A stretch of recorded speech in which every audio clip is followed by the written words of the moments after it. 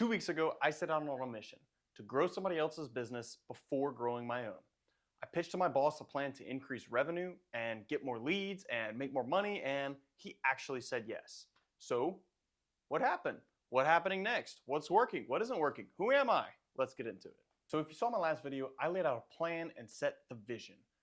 I want to create the largest faith-based, community-driven business in Southwest Louisiana, and I want to do it by leveraging an existing business and partnering with my boss, helping him make a bunch of money in order to hone my skill set, learn a bunch of things, and then possibly have a future partner investor in the future. Shortly after writing that first script of that video, I actually went pitch to my boss the same ideas.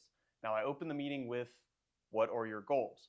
I wanted to make sure that we were aligned in the things that we wanted to do, and that I wasn't just going to waste his time.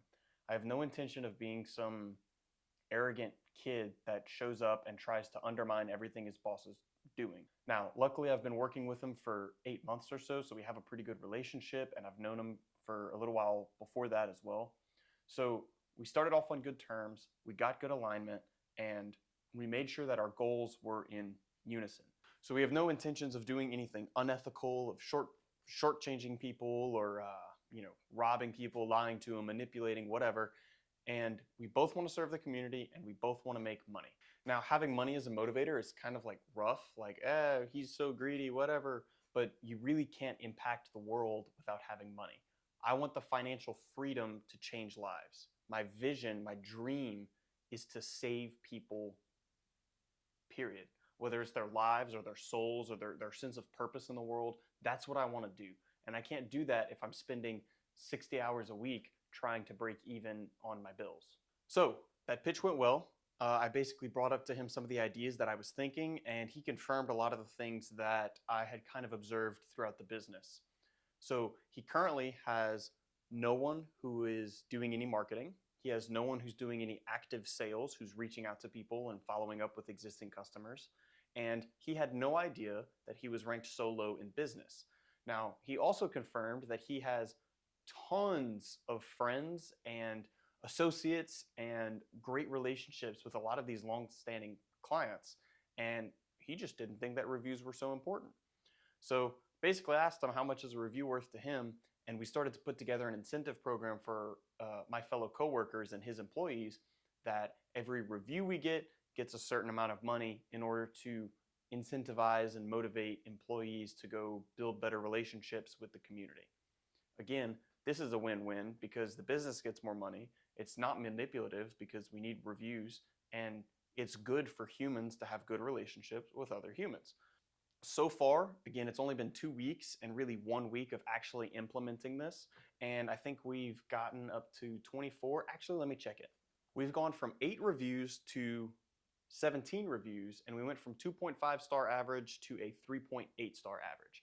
And that's before we even got any sort of door knockers or flyers or have started making phone calls to people. These are just a handful of jobs that we've done in the recent time, and we just chatted with them and got some reviews. And we've gone from being ranked 8 in Google to being ranked 7. Now, that's not counting sponsors, and some of the people ahead of us actually have way less reviews, but they have 5 stars, so maybe that's why they're ahead. I'm not totally sure on how that works, but we're headed in the right direction.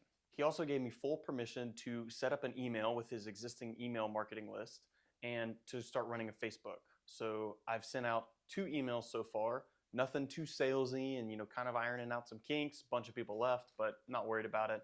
And I've started up a Facebook page, kind of the same intentions. Meet the owner, meet the team. Did you know that most plants suffering from overwatering instead of underwatering, etc. Stuff like that. Not trying to sell people things, but trying to educate them about the services that we do and the expertise that we have. Now, I do also have a list of phone numbers, but I've been hesitant to start cold calling a lot of them because I know that he has an existing relationship with a lot of these people. So I would like to get a little bit more information on the jobs we've done for them in the past, so that way I can have a more personalized follow-up.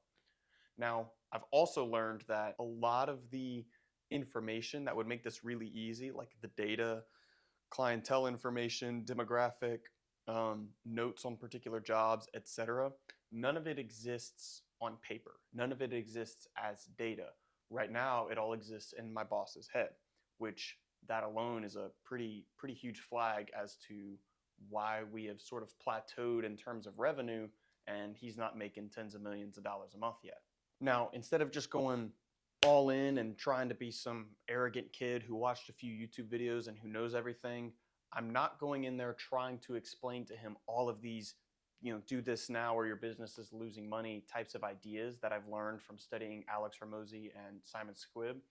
He's still been doing this a lot longer than me. So I totally don't think that I know more than him, but I am building a relationship and we're starting to implement some of these things that should hopefully steer this in the right direction. And once good things actually start happening, hopefully I'll be able to take some more baby steps and convince him to track data and maybe leverage some paid ads or move in a smarter business direction than kind of just winging it and keeping everything up in his head.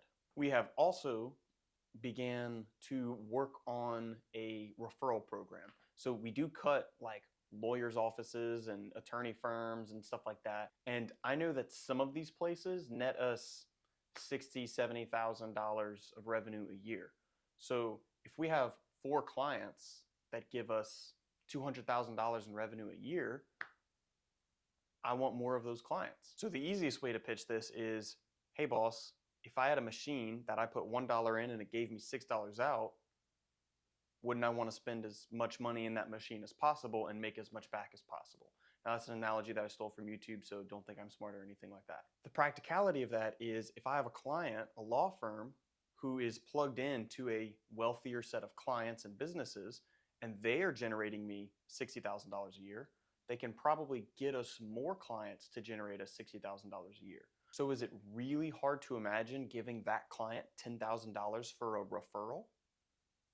I don't really know if a law firm would blink at $10,000. I don't know what kind of money they make. I guess I could Google it. But the point is the same. If we can incentivize with some high ticket referral programs, we could probably bring in a little bit more of those bigger paying clients instead of chasing around all of the $20 a month type of jobs that most landscaping companies do. Now for me, this learning curve has been huge and highly productive. I've never done sales and marketing before, so really getting in there and studying all of the email marketing tips and how to do Facebook and how to make it not look like a bland corporate whatever, it's all been really entertaining and kind of fun. Now, it has put a little bit of stress on me in my personal life. I am married, and going from working part-time, sometimes full-time landscaping job to going all in and really dedicating my time, it's making me be a lot more precise and particular with how I spend my free time. So I've been waking up earlier so I can do my morning prayer earlier, so that way I can jump right into taking care of all of this stuff before my wife is even awake. That way, when she's awake, we can spend our couple time together, having prayer, setting our expectations for the day. Then we can split off into work.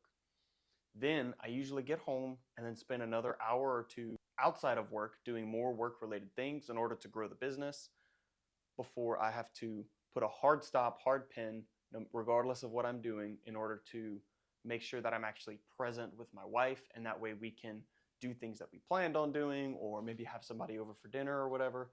So for me, the learning curve has mostly been about figuring out how to manage my time and being super intentional with the hours of my day.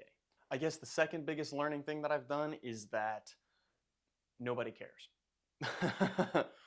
I have all these big ideas and I'm charging in, and my boss is all passionate and on fire, which I'm very thankful for him and how we've been able to work together. But as far as customers, they don't care that I'm trying to grow a business. Not all of them anyway. The wider world, Facebook, the internet, nobody cares.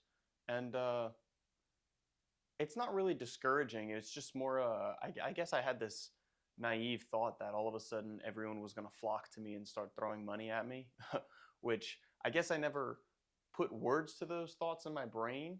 But when it didn't happen, I realized how disappointed I was. Yeah, managing my expectations in terms of who I am and what I can offer and how the rest of the world perceives that, it's very important to communicate that this is not about me.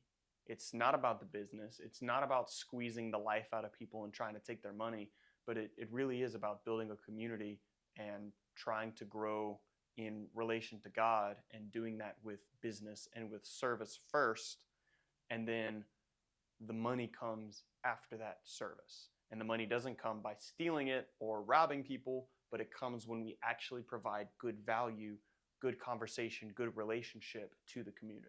So what happens next? Well, I started learning how to bid jobs, how to quote jobs, how to do some sales. So I'm going to get into that. We've set up a price structure where I will receive a percentage of the revenue based on the value that I add to the company. We have a more detailed structure and a way to track that, so that way I can be rewarded based on my value, but no raise and no salary because I don't want it. I only want value based on the value that I actually bring to the company. So not quite equity, but commission percentage based type stuff. Like I said, we already got some reviews. We haven't gotten too many sales yet, but I'm not too worried because we're gonna start pushing that pretty soon as I learn. And our marketing has a pulse and people are actually checking out the Facebook page and clicking on the email. So I think we're headed in the right direction. Foundation set, moving forward, gonna make things happen. So stick around to see our success. God bless.